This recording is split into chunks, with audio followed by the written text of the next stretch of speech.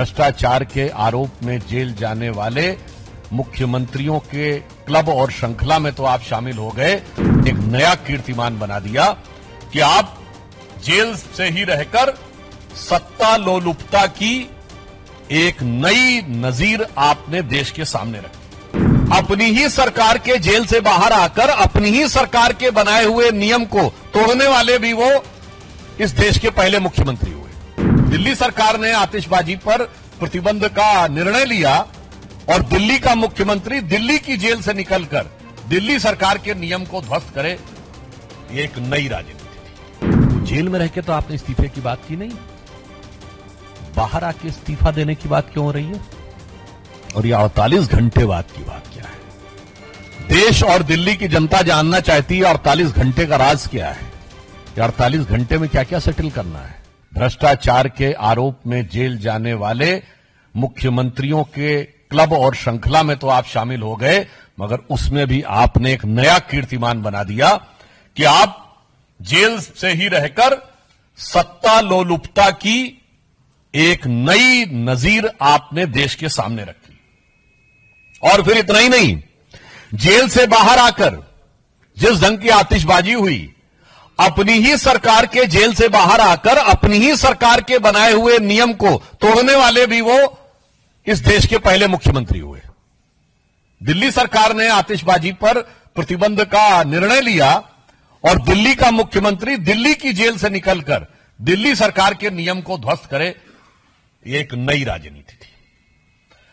और उसके बाद उनकी नई राजनीति कहीं कहीं पर बहुत विडंबनापूर्ण और दुखद भी लगती है।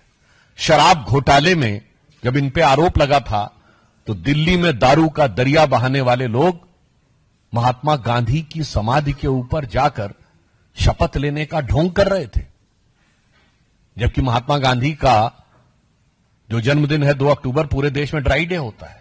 इससे बड़ा मजाक क्या हो सकता है भारत की राजनीति में कि शराब घोटाले के आरोपी गांधी की समाधि पर, और आज भगत सिंह जी से तुलना कर रहे हैं। आपको याद हो, पहले भी जब इन लोगों ने भगत सिंह जी की फोटो लगाई थी तो भगत सिंह जी के परिवार की तरफ से भी आपत्ति आई थी।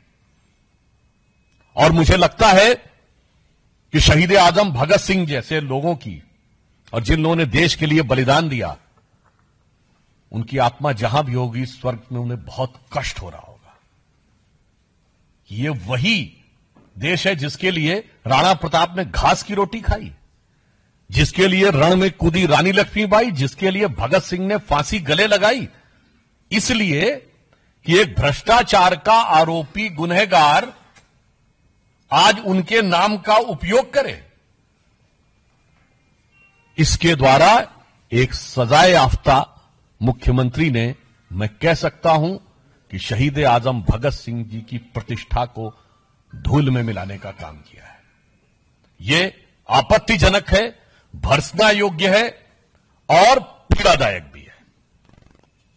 फिर मैं पूछना चाहता हूं कि आप बाहर आए हैं तो जेल में रह के तो आपने इस्तीफे की बात की नहीं, बाहर आके इस्तीफा देने की बात क्यों हो रही है? और ये 48 घंटे बाद की बात क्या है? देश और दिल्ली की जनता जानना चाहती है 48 घंटे का राज क्या है, ये 48 घंटे में क्या क्या सेटल करना है। क्योंकि आप देश के पहले मुख्यमंत्री बने हैं जो सर्वोच्च न्यायालय के द्वारा प्रतिबंधित है कि आप कार्यालय नहीं जा सकते, कोई फाइल नहीं साइन कर सकते, जिस मुद्दे में आप आरोपी हैं उस पर बयान नहीं दे सकते। भारत के इतिहास में कोई ऐसा उदाहरण नहीं होगा कि मुख्यमंत्री के ऊपर यह प्रतिबंध हो, उसके बाद भी 48 घंटे किस चीज के लिए चाहिए? सरकारी काम तो कर नहीं सकते, तो कौन सा निजी काम है, कौन सी ऐसी निजी चीज है जिसके लिए आप 48 घंटे की मोहलत मांगने की कोशिश कर रहे हैं?